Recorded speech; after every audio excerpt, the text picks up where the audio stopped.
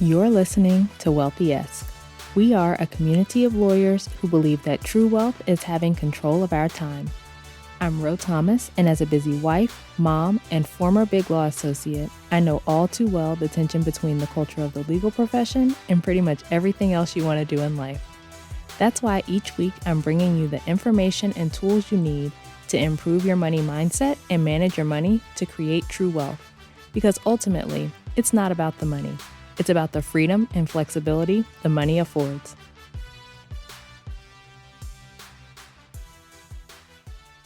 Hey friend, welcome back to the show. I hope you're doing well and having an amazing day so far.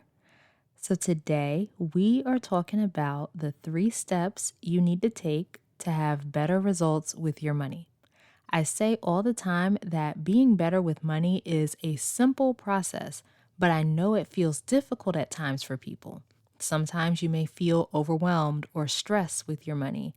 You may think it takes some huge sacrifice or complete overhaul, or maybe you don't think that it's possible for you to be better with your money.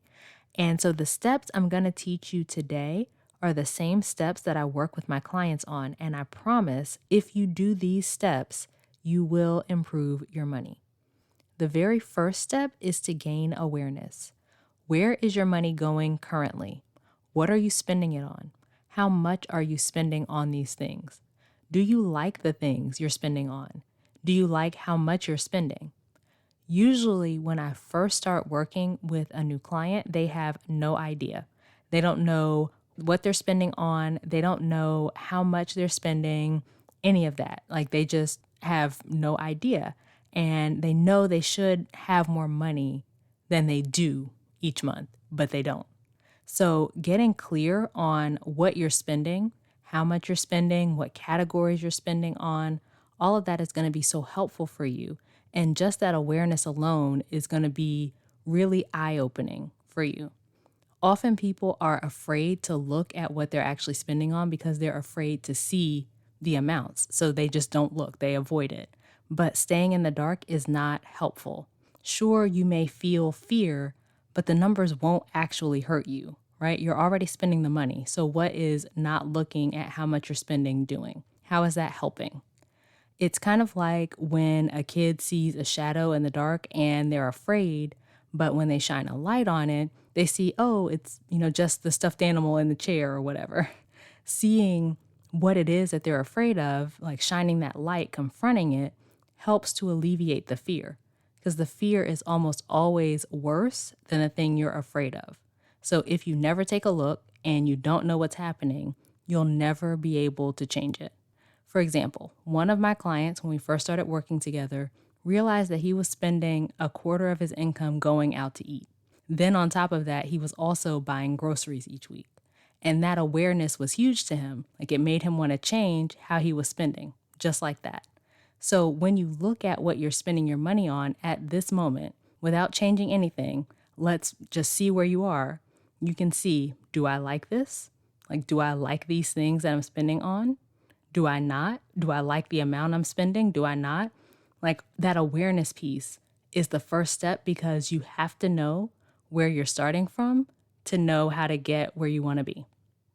All right, the second step is to create a budget for your spending. So we've already gotten clear on what you're spending on right now, right? We have a clear picture of what you're spending on and how much you're spending currently, unintentionally. And so now we're going to make an intentional plan for how you want to spend your money going forward. When you create a budget, it's not about cutting out everything you love and depriving yourself and telling yourself you can't have this or you can't have that, right? Your budget is just a plan for how you're going to spend your money, which will include your needs, but also things that you just want to spend on. So the goal is to be intentional with your spending. You're spending on things that are important to you, that you actually care about, and you still have money left over. You're not spending it all and then wondering where your money went. When you spend everything you make and then some and don't have money left at the end of the month, that's why you're not able to make progress on your goals.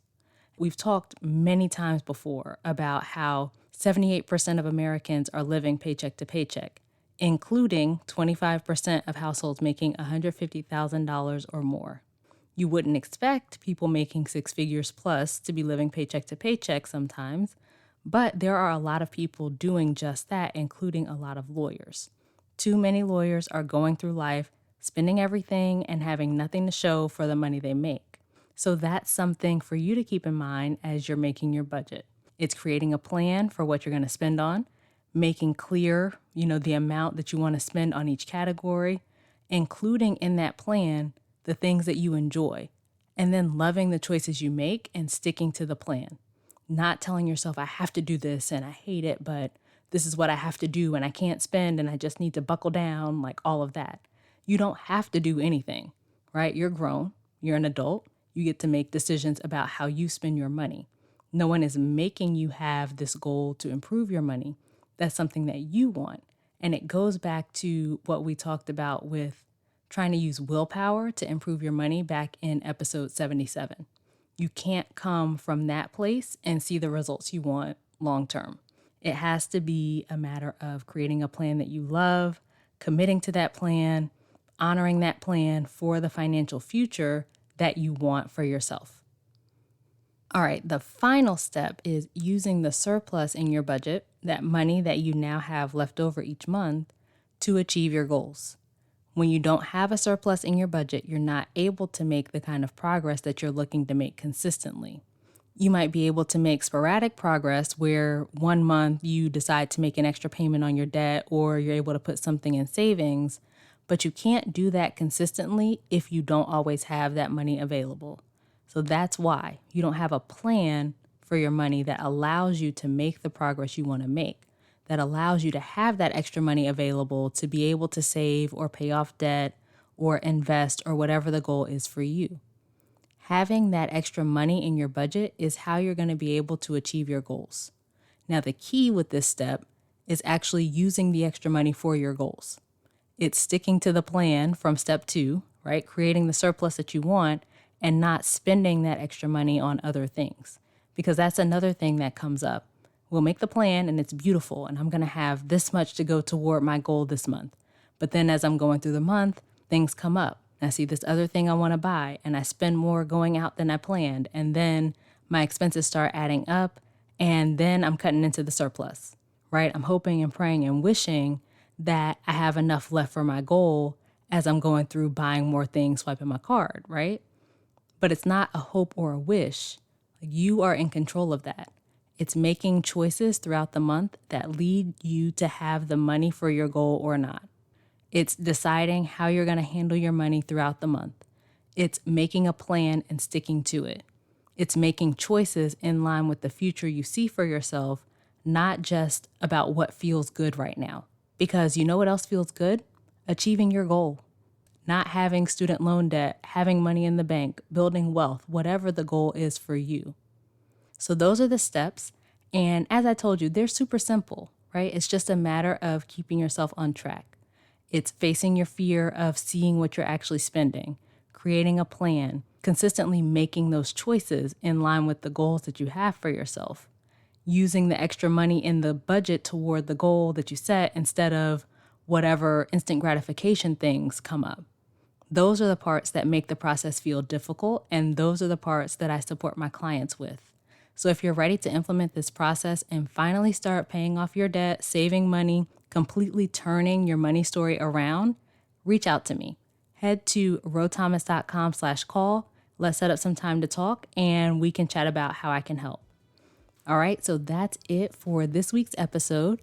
Come connect with me over on social media. You can find me most on Instagram at @IamRoThomas or on LinkedIn. Subscribe and leave a review on whatever platform you're listening on. Both of those things help the show immensely. They help more people to find us, and I greatly appreciate it. Please also share this episode with a friend that you think would find it useful.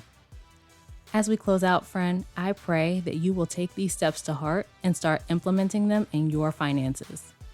I pray that you will overcome anything standing in the way of you achieving your money goals. And as always, I pray that you continue to take steps to regain control of your time, build wealth, and live the life of freedom and choice you deserve. Talk to you later.